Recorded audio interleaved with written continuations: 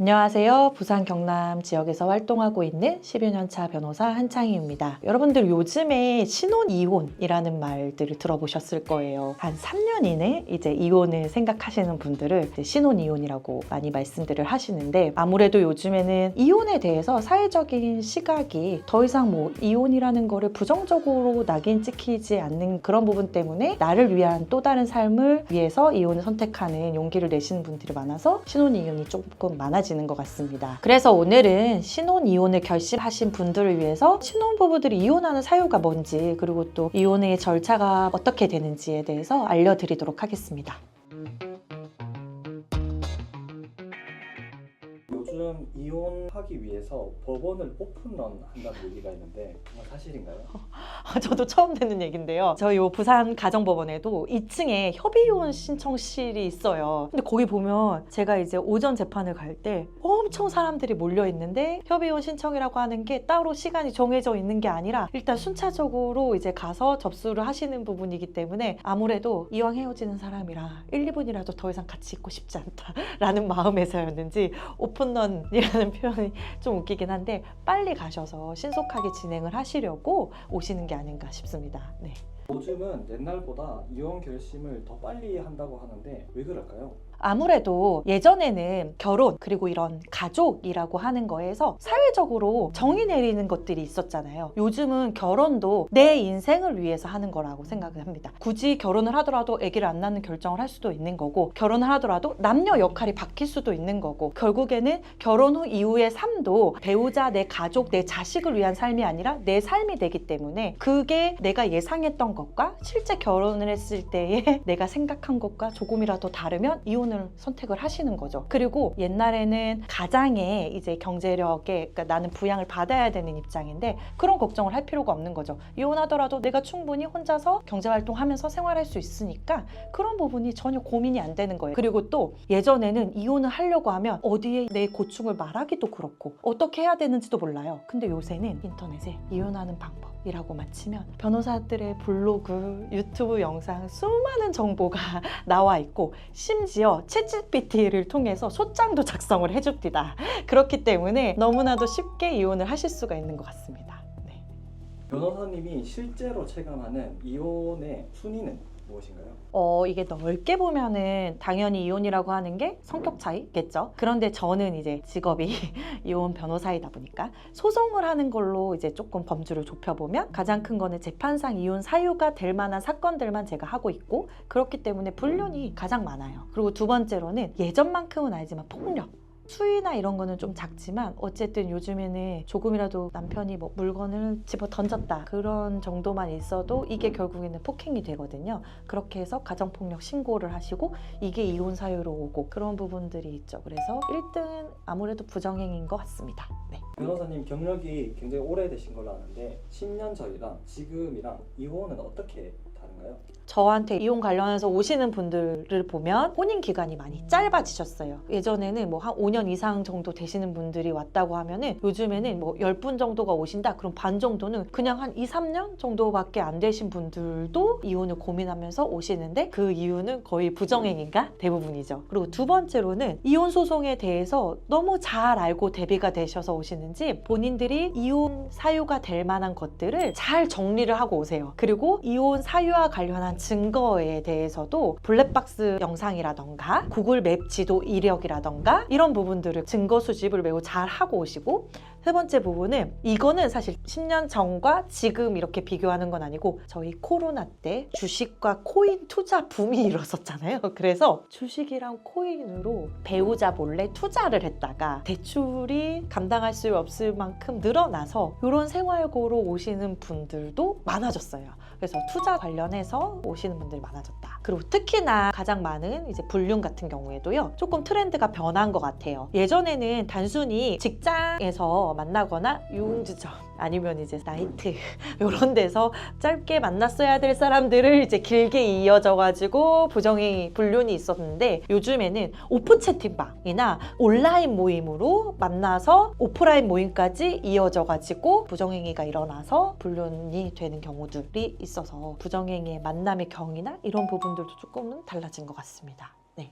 성격 차이로 정말 많이 이혼한다고 하는데 성격 차이가 어떤 건가요? 저희 이혼 상담하러 오시는 분들한테 그래서 이혼 사유가 뭔가요? 라고 하면 성격 차이요 이렇게 얘기하거든요. 성격 차이 뭐 급하고 느리고 뭐 온순하고 뭐 좀 감정적이고 뭐 이런 차이로는 이혼 사유가 안 돼요. 그래서 제가 오히려 질문을 해요. 그래서 성격 차이로 무슨 일이 있으셨는데요? 그래서 어떻게 다투셨는데요? 어떤 사건이 있었어요? 라고 구체적으로 물어보거든요. 그래서 여러분 이게 어찌 보면 성격 차이가 아니라 가치관의 차이죠.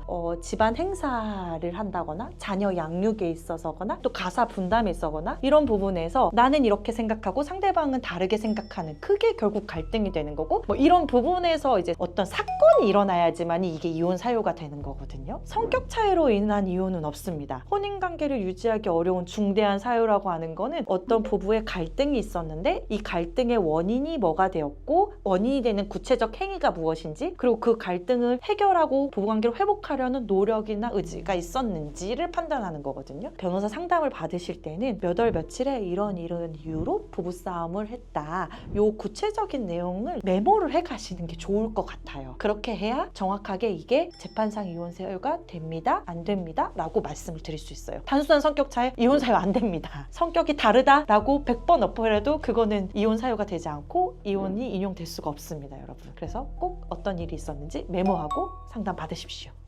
혹시 최근에 기억에 남는 신혼이혼 사건이 있을까요? 네, 2가지 정도가 좀 충격적이었는데요. 일단 우선 첫 번째 사건은 남편이 결혼식을 올리고 3개월 만에 구속이 됐어요.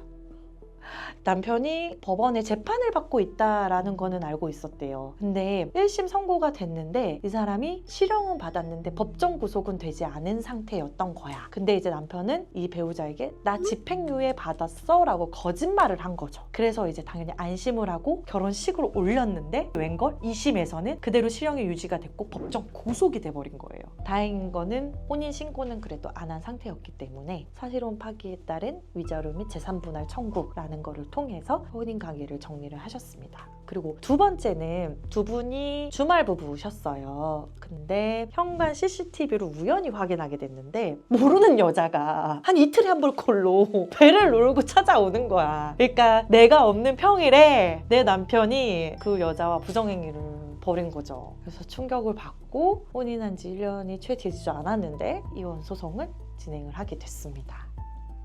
이혼 상담하러 오셨다가 다시 잘 된 일도 있나요? 많아요.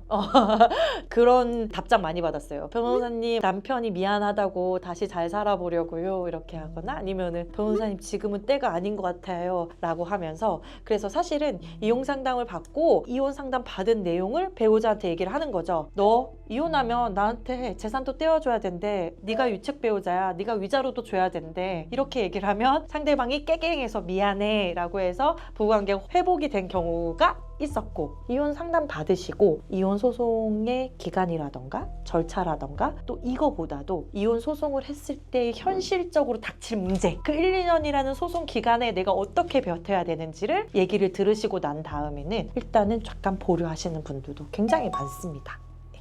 물론 잘 자르는 사람의 특징이나 행동 패턴 이런 게 있나요? 보통 배우자들 알거든요. 촉이라는 게 이 사람이 이상한 행동을 하잖아. 평소에는 게을러가지고 분리수거도 안 하는 사람이 갑자기 이거 내가 버리고 올게 하면서 나가. 그리고 난데없이 막 꾸며. 남편이 막 비비크림을 발라. 로션도 안 바르던 사람이. 그런 사람들이죠. 의뢰인들이 상담하러 오면서 어떻게 하셨어요 하면은 아니 그러니까 좀 이상해서 제가 핸드폰 뒤져봤어요 이렇게 말씀을 하시거든요. 평소에는 안 하던 행동을 하더라. 여자 감이라는 게 있지 않냐. 그게 결국에는 불륜 저지른 사람의 특징이 아닌가 싶습니다. 네. 요즘 그냥 결혼식 올리고 혼인신고를 늦게 해서 결혼 생활을 하는 부부도 있는 것 같은데 어떤 법적인 차이가 있나요? 네. 법률상 부부와 이제 혼인신고를 하지 않은 사실혼은 차이가 있습니다. 이혼 소송이라는 거는 법률상 부부에 대해서만 해당이 되는 거고요. 사실혼 같은 경우에는 사실혼 파기에 따른 위자료, 재산분할 청구를 할 수가 있는 거고요. 신혼부부의 이혼에서는 사실혼 관계에서 깨지는 경우들이 많은 비중을 차지를 해요. 그러니까 요즘에는 좀 혼인신고를 하지 않고 그냥 결혼식 올리고 동거를 하시다가 이혼하시는 분들이 신혼부부 이혼에서 많이 해당이 됩니다. 결국에는 이 사실혼이라고 하더라도 법률상 이혼을 하는 것과 동일하게 혼인 파탄에 책임이 있는 사람에 대해서 위자료 청구도 가능을 하고요. 사실혼도 어쨌든 같이 생활하고 같이 먹고 자고 했을 거 아니에요? 그러니까 재산분할 청구도 가능합니다. 크게 다르지는 않습니다. 네. 신혼 이혼만의 어떠한 특징 같은 게 있나요? 신혼이혼에서의 불륜의 특징이 좀 있어요. 뭐냐면 결혼 생활이 어느 정도 좀 지난 이후의 불륜 같은 경우에는 부부관계가 안 좋은 상황에서 불륜이 되는 경우들인데요. 신혼 같은 경우에는 너무 좋아. 너무 좋은 상황인데도 불륜이 되는 게 신기할 정도로, 아니면은 결혼을 하고 임신을 매우 빨리 했을 때, 아니면은 임신을 하고 결혼을 한 경우에 그 성생활의 부재가 주는 그 기간 동안에 불륜이 되는 경우들. 근데 신혼 중에 불륜이 있었다. 그거는 연애를 했을 때에도 이미 그 전부터 계속해서 뉘앙스로 줬었을 거야. 그래서 그 부분이 있으면은 조금 결혼을 하는 거에 대해서 좀 고려를 해보셔야 될 것 같습니다.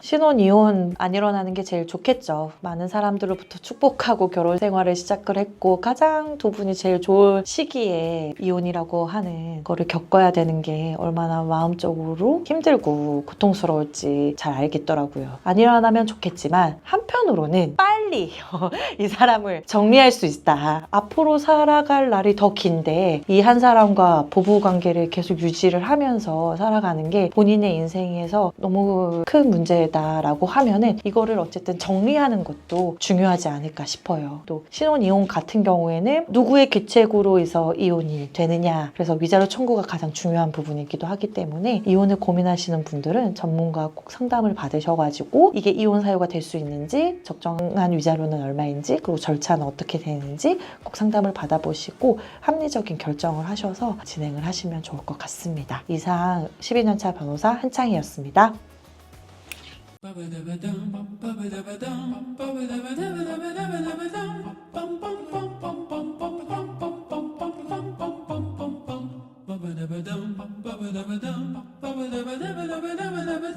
bum bum bum bum.